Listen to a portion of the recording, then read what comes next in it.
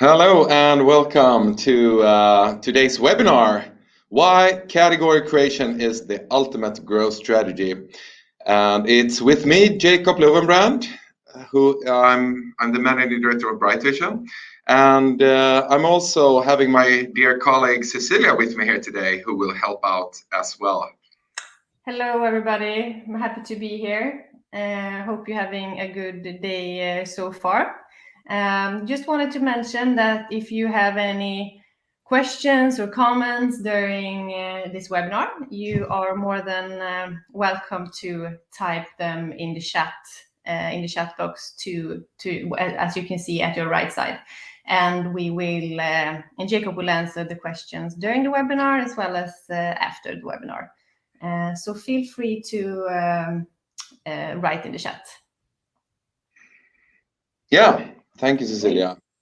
And a few minutes on Bright Vision before we dive into today's topic. I started Bright Vision 21 years ago, so we've been around for a while, and I will give you a little bit of background on that. So Bright Vision is an agency that works with technology companies. We help companies that have complex offerings and long sales cycle to find clients and to win them and to ultimately dominate their category, which we will talk a little bit about today for the next 30 minutes. So we work for typical clients like these companies here, and we do it as a full service agency offering. We work with both digital inbound marketing as well as outbound and teleprospecting and one-to-one marketing and so forth, in order to move the sales needle to get results for clients. And yeah, so we have a broad set of offerings in different areas. And we are 80 plus team members today, and we serve the Western Europe market, so to say. So we have campaigns going on in most Western European countries and a little bit outside Europe as well. So that's Bright Vision. And what I'm going to talk about today is something that I actually came across in the 90s and that have been a theme through Bright Vision's history all since the beginning. I started my career as a marketeer directly after university studies, and that was the reason because I came across summer job / extra job at a tech startup in Linköping in Sweden. And they had a very cool tech product that was very new to the market and so forth. And it really didn't resonate with the university education I got from Hal Kotler, the 4 Ps, and the traditional marketing literature at the time in the universities. Then I came across this book, Crossing the Chasm by Geoffrey Moore, in 1997, so this is quite a long time ago. And that book had all the principles I needed in order to set up a quite effective marketing plan, even though I was very, very unexperienced from a marketing strategy perspective. So this book also introduced the product category and as a concept that is very, very important to take into consideration when setting up your marketing plans and go-to-market plans and campaigns and so forth, how to position yourself and your product within a larger scope. And that is something we will talk more about here today. Because, and Geoffrey Moore said, he's still active, 76 years old, something like that, still holds a lot of keynotes, and I will actually have the opportunity to interview him on our podcast in a few weeks' time. But he said, in the hierarchy of powers that determines the value of a company, category power is the highest. And if you are the company who creates and leads a new category, that is as good as it gets ever. Category creation is a game plan for doing just that. So it's so important. And we, as an agency, have been helping clients for over 20 years, as I said. And we've done numerous of campaigns, over 5,000 if we count them all. Going back through the years and still counting. And what we have learned from many, many years back is that, and it's an obvious one, that it's not always the best products who create the best results from a sales perspective or a marketing campaign perspective. We can represent really strong products that are on a feature level much better than the established competition, and still they are struggling to make their way into the market and to win market share. And it's often because there are established category leaders they compete with and haven't found a way how to take that on in an efficient way, and how to move that position of power from the category leader.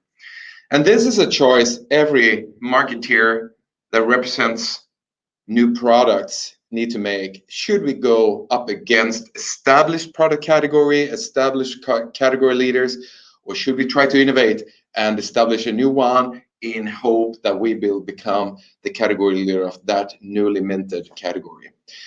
So before we talk a little bit more about this, we have a question. Poll time, Cecilia.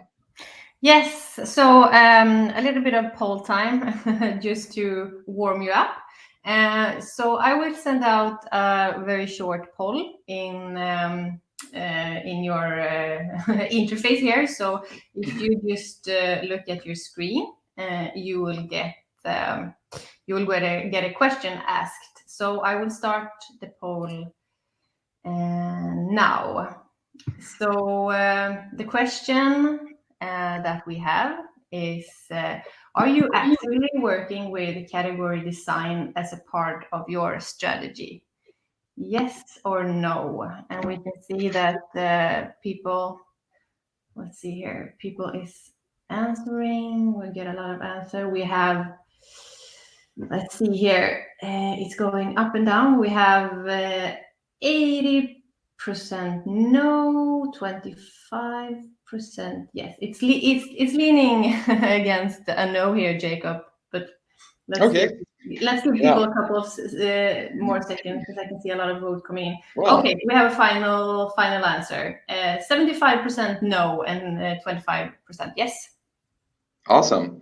Interesting. Well, in that case, most of you are probably new to the concept, and that's good because we'll cover the basics. And if you are working with it already and have a plan in place, maybe you can get a few ideas on aspects to think about or inspiration from other examples that we'll go through as we go.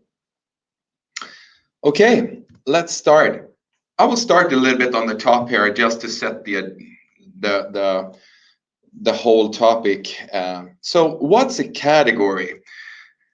Well, a category is a way how to relate to things. It's not only, of course, something we have in technology and marketing, it's something we have in life in general. So we relate to different things that we need to sort in categories.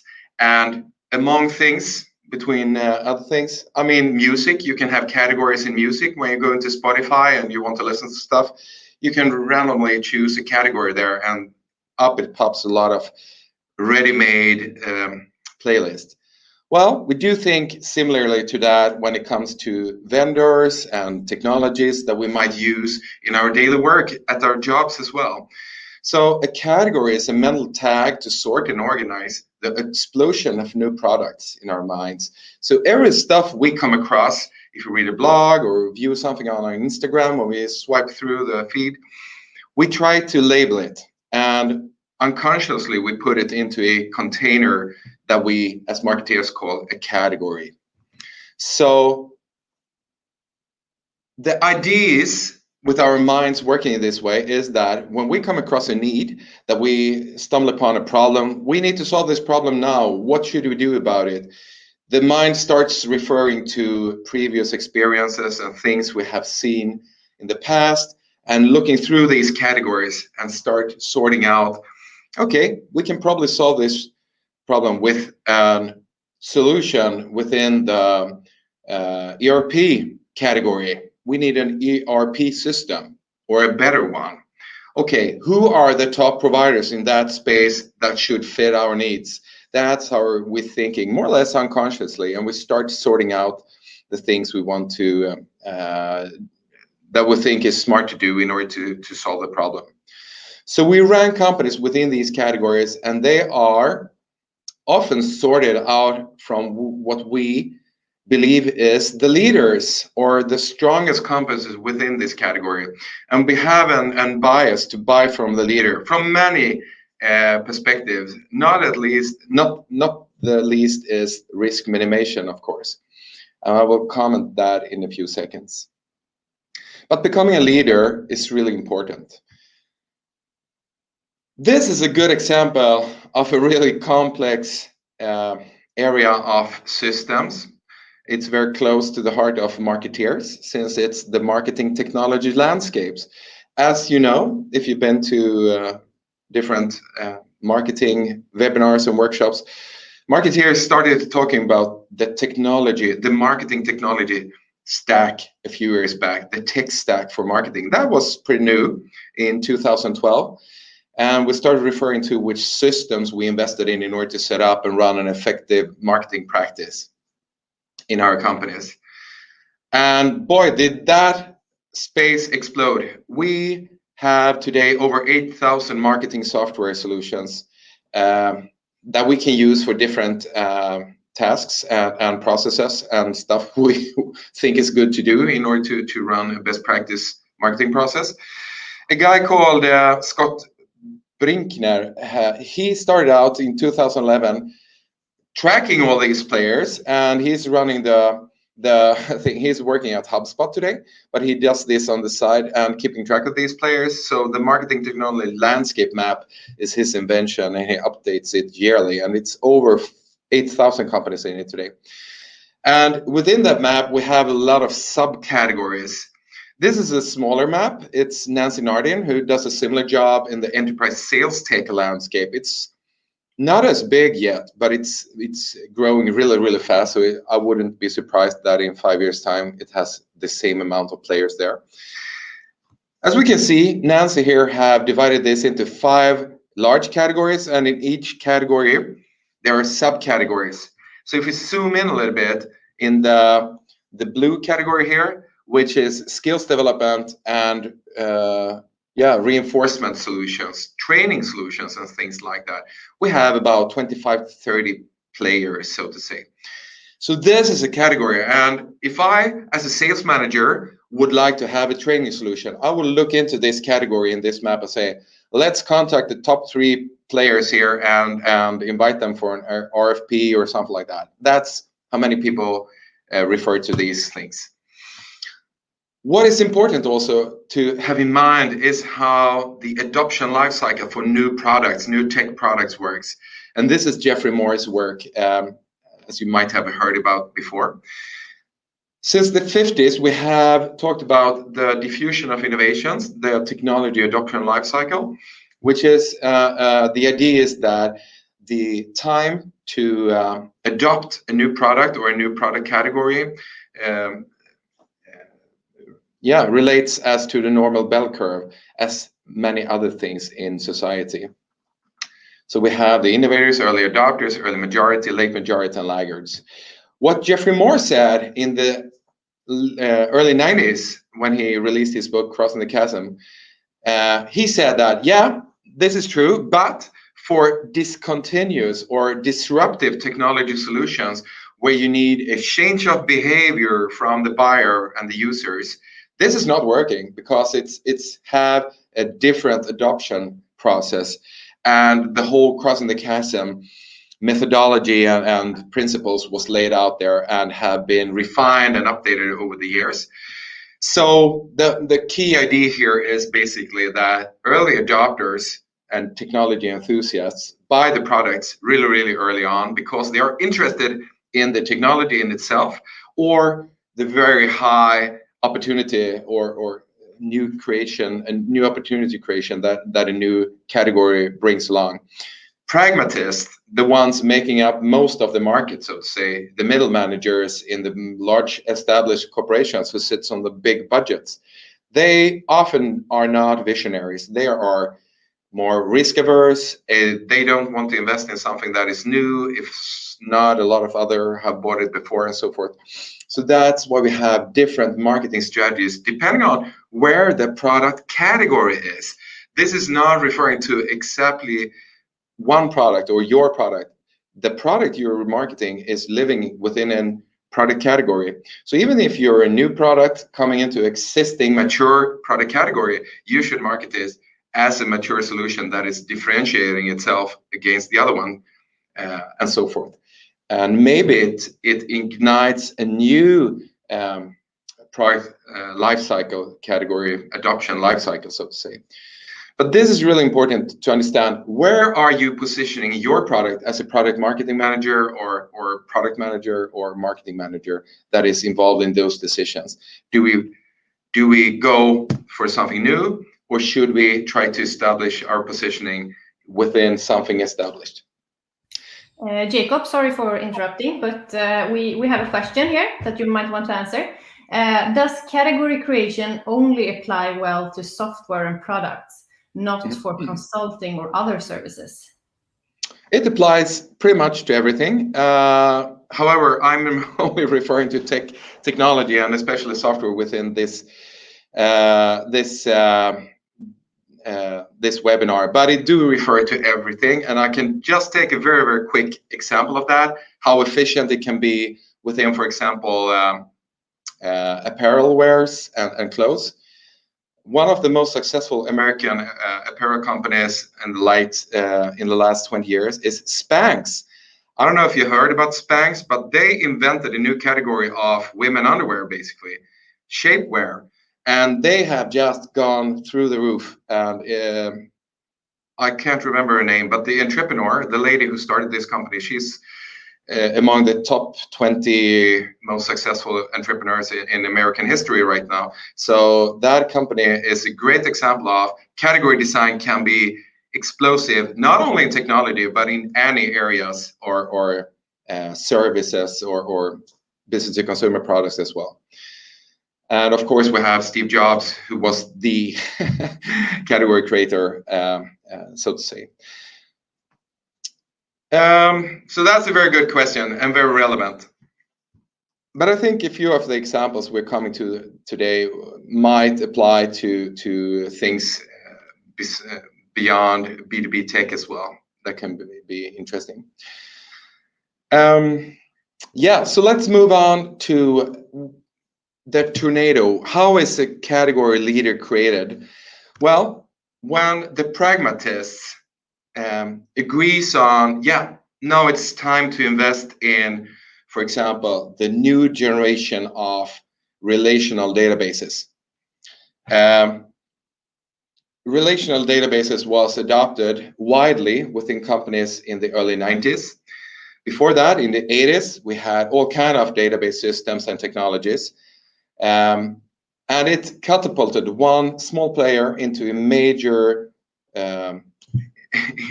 to becoming a major player, and that was Oracle. Oracle was a startup in the 80s, very small, not a very big player. The other companies was much, much bigger, but they were really good riding the category adoption lifecycle there and did that really, really well. And I mean, today they're one of the most powerful companies in the world. And it's the buyer decision that when pragmatists say that now it's time to buy this category and do a widely adoption, a lot of companies buys it at the same time.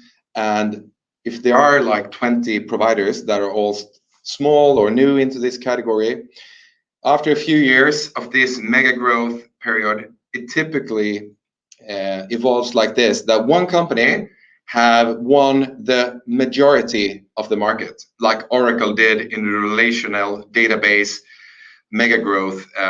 And actually, a few of their competitors like Informix and DBase, they are not existing anymore. They either went bankrupt or was bought up for a low price by other companies, so to say. So we get one gorilla, as we call it, that is dominating the category after the mega growth adoption lifecycle phase. We have 3 to 5 chimps, the medium-sized providers, contenders, and then we have a lot of smaller ones that missed the wave, so to say, and need to find a small niche or something to do until the next wave takes off or pivoting the business.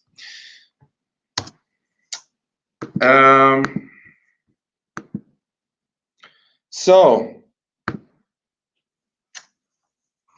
what is interesting with this is that the category leader gets 76% of the total category market cap. So the market capitalization, the value of the companies within each category, the gorilla ends up with 76%. And that is, of course, why so many companies want to become the dominant player in their own invented category, because that is a really strong position. And if you have a company that is fueled by risk capital or venture capital, that's, of course, the ultimate goal of the investors. And the company that designs the category is best positioned to dominate the category. And that is a fact based on research. Ramadan and a few other authors wrote a book 3-4 years ago called Play Bigger. That was one of the best books around category design, and they invented the category triangle, that in order to become a really strong contender who can innovate and design a category, you need to have 3 things. You need to have a really good category that you design and create.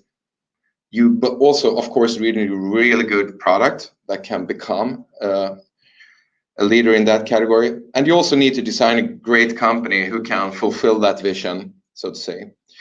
And if you do that well, you have a good chance to becoming the gorilla in that category. One example of a company who have done this really well is HubSpot. I think most of you have come across HubSpot, since mostly have marketeers in this webinar. But they are really good at designing a product around inbound marketing automation, and so forth. But they are also good at defining the product category. They put out a book called Inbound Marketing in 2009. That was the start of the whole inbound movement and the content marketing movement that they have been extremely good at evangelizing. So instead of going head on head to Eloqua and Marketo and a few other contenders that was already established and had get a little bit of a head start within the marketing automation category, HubSpot has never really tried to position themselves as a marketing automation provider. They have always talked about inbound marketing, and we are a platform for inbound marketeers. We want to help the inbound movement and so forth. And they created everything around that. And what happened with that? Well, they won. They are one of the leaders in the marketing automation grid from G2, for example, one of these ranking analyst companies that sort and ranks companies within software and technology in different categories. So if you are wondering how your company stands up, well, if you haven't checked it out, maybe you're in there. But this is how HubSpot is positioned over the last in 2021 in the G2 grid as the leader up here. Another provider that is quite successful in this grid is SharpSpring, which is also a quite well-known company within the marketing automation space. More of a low budget system, entry-level system. And they was actually one of the companies who got bought by a competitor now, so they are part of Constant Contact right now. So that was a merger that took place after the summer. But before the summer, they had a market cap of $249 million. And that's pretty good, of course. But if you compare it to HubSpot, they have a market cap today of $31.3 billion. So it's over 100 larger market cap. And this is very, very typical in most technology grids and categories, that the winner, the gorilla of the category, takes away the majority of the market cap. And this is the reason why so many companies want to design and dominate a category. This is a picture from HubSpot's Inbound conference. And it's a conference that today, pre-COVID at least, attracted over 24,000 on-site delegates. And that is a gorilla event, I would say. That's a typical sign of a market category leader. Since companies that create and evangelize the category is mostly like to dominate it, we need to be good at category design. Here comes a few examples, and then I will go into a few best practices or things to think about when you start working, designing your category. Gainsight, that's a software company as well. Gainsight was founded in 2012, not that long ago. It's not an old company from a traditional perspective. They started out with the software that was, good for salespeople. It also had a little bit of education in it, and they tried to find a place to position themselves in. They did, as many startups do, they want to talk to the analysts at Gartner and at other similar analyst companies, and they said, you should position yourself in this grid. We have a really nice positioning package here you can get for a lot of money. Of course, it's very expensive, but we can help you to find a space in there and how to position yourself against the leaders and so forth. But they wasn't really happy with that, so they said, that's not us. We have something else in mind. And then one of the guys there, one of the founders, stumbled upon a new title that Salesforce had introduced a few years before they started. That was called Client Success Manager, and customer, and they created a software around customer success, and that was the ignition of the whole customer success movement. That had been one of the mostly fastest growing categories of software, but also in job roles and job descriptions over the last 5-7 years, according to LinkedIn at least. So they ride that wave. They actually defined the space and came also out as on top as the category leader for customer success software solutions, and defined their space, how they could grow there. So today they're over $100 million in revenue and very, very big. Another company that have been really successful carving out a space in a really crowded market is Lessonly. Sure, most of you are familiar with learning management systems, LMS systems, where you log in, you go your online classes, and you maybe do a test and things like that. HubSpot has a really good portal for that, for example, that I'm sure most of you have been into. Lessonly came up a few years ago and said, ooh, this is a really tight market. How should we differentiate? So they came up with the idea, no, we shouldn't go in there and say that we're a LMS system. We are a training system for service jobs that have frontline and customer interactions as their core definitions. So their primary target group became customer agents or inside sales or sales roles and things like that, and came up with a whole idea around do better work, where they position themselves as a training software instead of an LMS platform. It's not a huge difference, but it was a huge difference from the results and the result they provided. So they have become a really big company today, one of the fastest growing within this category, and have grown much, much faster than the previously bigger ones, and is now one of the major players within the larger LMS area, so to say. And I like their philosophy, do better work, very similar to the inbound movement, where they want to promote do better work in the front lines together with customers and things like that. Another third company example here is Loom, who is a video recording software. That is also very generic, quite low-tech solution. A lot of people have video recording installed that we use for different things like webinars or short instruction videos and things like that. What Loom did really, really well was that they positioned themselves as a video messaging software instead of video recording, so to say, or screen recording software. And they came up with a whole idea around asynchronous communication. It's not efficient to, call somebody or to sit in a meeting with somebody, but if you can record the message and have the person watch your recording at their own best time, that's more efficient, and we call that asynchronous communication. And that have really took on, and they have grown really, really fast, and it's now a lot bigger than all the old video recording companies. So it's the same thing there, not so big product differentiation, but a very big take on what problem they're trying to solve.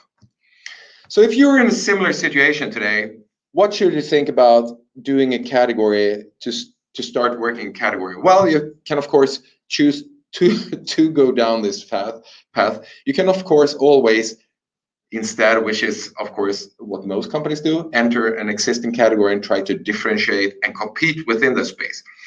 But if you go into this category design way instead, you need to find some kind of take of a category, just like Gainsight did, where they complemented other softwares within the sales area with the customer success software. They found a subcategory and they named it and they defined it. So you need to define your competition. What is it you're competing against? Is it video recorders or is it communication tools like Loom did? Is it against LMS system or is it service training software that you're offering? So how do you define your competition is really, really important, and try to find different hypotheses around new categories that might not have been taken and that has a large incumbent gorilla company that owns it and defines it and dominates it. And a very good idea here for at least startups and scale-ups and also established companies that wants to enter new products or explore new paths is to niche down and to find smaller subcategories of larger categories. So in order to be dominating a market, you need to be big enough so you can actually receive a 30 to 40% market share within 3-4 years of the category inception, so to say. So think about fish to pond ratio. You should not define a market that is too big and a category that is too wide. You need to try to define something that you can become the leader of. So don't go too wide, go small. That's always a good tip when trying to define a new category. Tip number 2, articulate the why and your unique point of view. What's a point of view? Well, you need to have some kind of different idea of how to solve that problem, just like Loom and Lessonly and Gainsight did when they invented their categories, so to say. A master of these things is Salesforce. Mark Benioff, when he started Salesforce in 1999 and said that, no, we're not a software, we're an hosted application. You can rent the software, you can upload your data to our servers, and you can log in there, no problem, we take care of everything. You know, people more or less thought it was a lunatic. Should we upload our most sensitive data, our clients and their contact details and their revenue and all the contracts we have with them, proposals and so forth, to somebody else's server that is not even living inside our company? That's nuts. So he was very, very gutsy when he came up with this. But he said that, no, we're a no software company. You should not, we can see a future where you shouldn't buy licenses for software. That's the old way of doing it. And he also coined the term on-premise. Nobody talked about on-premise software or on-premise servers before Mark Benioff and Salesforce started talking about that. What's on-premise? Well, you're buying on-premise software. You will have it in your own server room. Okay, yeah, well, it's a bit old, but okay, And suddenly everybody was talking about making the decision, should we go to continue with on-premise solutions or should we actually go cloud? That wasn't even a decision before they came along. That's a really good example of a unique point of view. When you also go for a new category, you should not talk too much about your product. I think the example with inbound marketing and HubSpot is really good at this. HubSpot have evangelized inbound marketing, the category and the process and the how, so to say, rather than their products, buy HubSpot, buy HubSpot, buy HubSpot. No, they're not saying that. Use inbound marketing to get more clients. That's what they say, and have all their events around and so forth.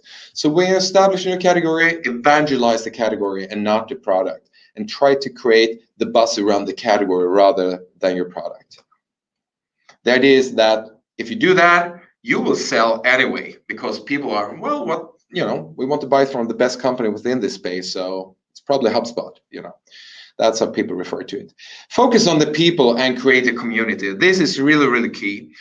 Gainsight did that really, really well when they found that it was an emerging community of people that just recently had got the job customer success managers or customer success representatives of different kinds. And they found out that there were small meetups in Silicon Valley with these kind of new titles, and they really embraced that, and they created really big events early on, bigger than they, from a normal perspective, would have done, that fostered this community and made them really tight to that community. That's so important, that you try to focus on the people who have a similar point of view and who shares your vision for the future. And also educate on the how. When they look to the market leader in this space, they don't want to hear features and benefits and why you should do this and only price lists and product info. They want to know, how should I do this? Is it better for me to do it this way or that way? Best practices, examples, guidelines, checklists. And also, again, HubSpot is a master of this. Their blog have provided so much content around marketing over the last 10 years. So I think it's barely anybody have kept up to their pace on educating the market. And all their free online portal educations is just top notch. So they have been enormously good at this. So educate on the how and not so much on your product. And you will sell anyway, because that's what you expect when you look up to the market leader. How are we doing this? How will it explore? How will we go forward and so forth? So that's 5 examples of things that can be good to think about going forward doing this. And of course, establishing category. That's not a short-term game. If you're looking for, an exit or to be acquired within a few years, it's probably not the easiest way to go. This is probably something that takes a decade to be good at, and you need to be there for the long term. So you need to have some grit and some staying power, and just a lot of work to get done over the year. But the rewards are worth it. So I can recommend everybody to try this and try to work with it. So yeah, that was it, Cecilia. A little bit of ideas around category creation, category design, and what to think about, and a few examples. Perfect. Yeah, thank you, Jacob. I think we learned a lot today. I hope our listeners did as well. I just wanted to mention too that if you would like to know more about category creation, we currently have an offer where we offer a strategy workshop on this subject.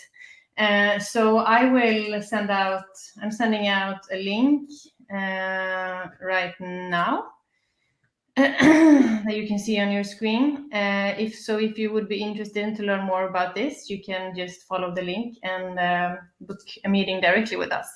So yeah, just a small FYI. And then I think we should be ready for some questions, Jacob. Let's see. Absolutely. Somebody have a question? We have. Yeah. Let's see here. We have people writing in the Q&A and the chat. So let's start with the Q&A here. There was just Sophie saying that was a very interesting webinar. So thank you for that. And then we have a question here. How do you talk with your team about category design? How can you make them excited about it?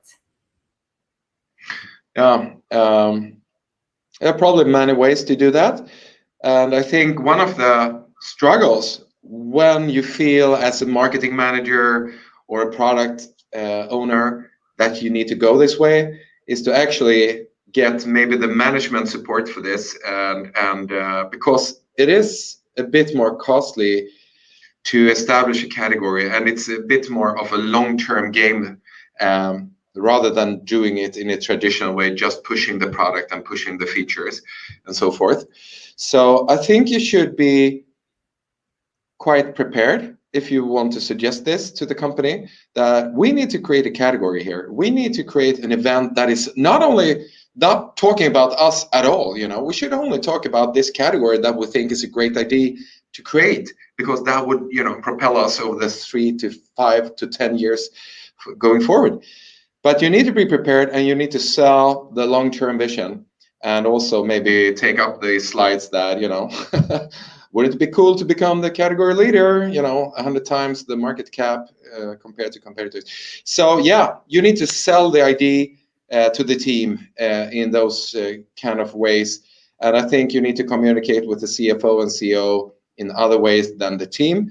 From a marketing team perspective, I think it's a very cool and fun strategy to pursue. So I hardly see that why the marketing team shouldn't follow on and take lead on this, because it gives you more opportunity for freedom and just doing fun stuff rather than updating the product specs, so to say, if you want to be a little bit, so yeah, maybe just mapping out which stakeholders you need to communicate this with in order to get everybody on board, and then just go for it.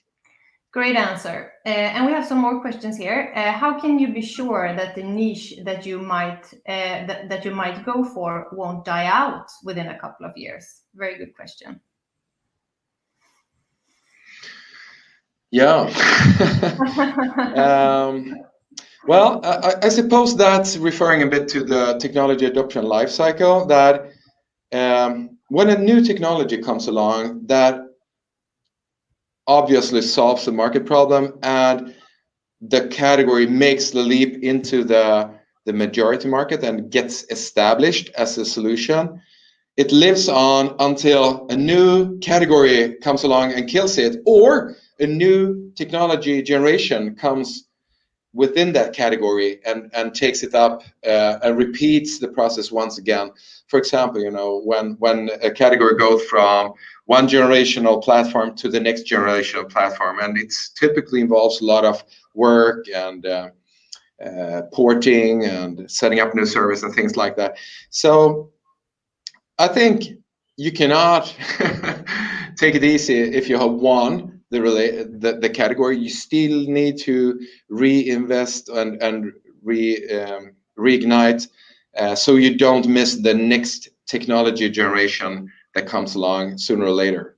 So you just need to keep up with it and try to be as relevant as possible. But it's hard to say exactly what's the best things to think about in these areas. But yeah, buy your competitors if you're worried.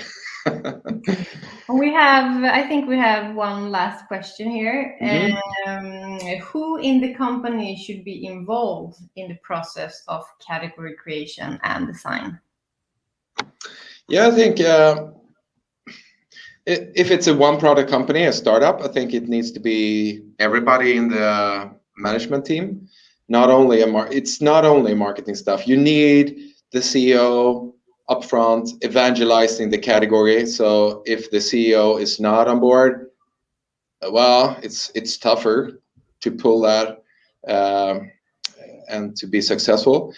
If it's a big company, if it's like a large company with many different products and solutions, then it's of course more of a product marketing solution. I think you can be really good at that as well, but you need some kind of management support in order to be efficient and get the funds needed in order to do the crazy stuff you need to be successful.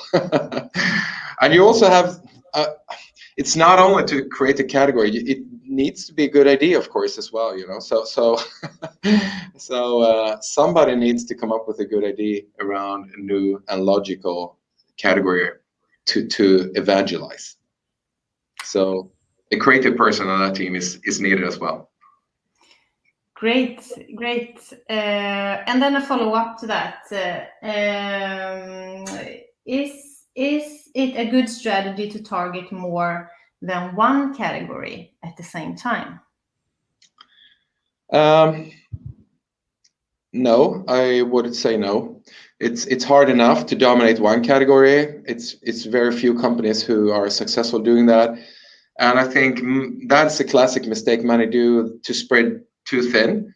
I coach companies within these kind of things, and a classic, very hard question is, if you want to dominate this category, what you think is, or this target segment, for example, that is our beachhead segment into the mainstream market. That's a really tough decision, not because it's a logical choice. It often is. We often have a very good segment that we can say, this is the one we should go for. But the hard part is to say, that means we shouldn't pursue the other 7 segments right now that you also can do, but are less likely to adopt your products. That is really hard for a lot of companies to say, well, why shouldn't we call Volvo as well when it's a great company if we could get them as client? Yeah, but if you really want to dominate, consulting companies and become the go-to choice for that kind of category of companies, you cannot spread too thin. You cannot sit around calling out randomly companies that might be a good fit as well. You need to go really small and really sharp. And I think that goes as well for category design. You cannot spread too thin. You need to engage with your full force, winning this war. And if you do, you can always broaden the scope later on. But winning the category design war is really hard, and it needs all your attention and all your resources. Great. Thank you for answering that, and thank you so much for your questions. I think you answered all of it now, Jacob. So awesome. Seems like we're set. Yeah. Thank you so much for everybody for listening. This was fun, and thanks for your time, and talk to you soon again, hopefully in other webinars, or shout us up afterwards if you have more questions. I'll be happy to. And I saw we got one more question, but we will make sure to reply that over email. And you will also be sent the recording version later today if you want to share it with your colleagues or watch it again. So thank you so much for your time. Okay, thank you so much, everybody. Have a great day. Bye.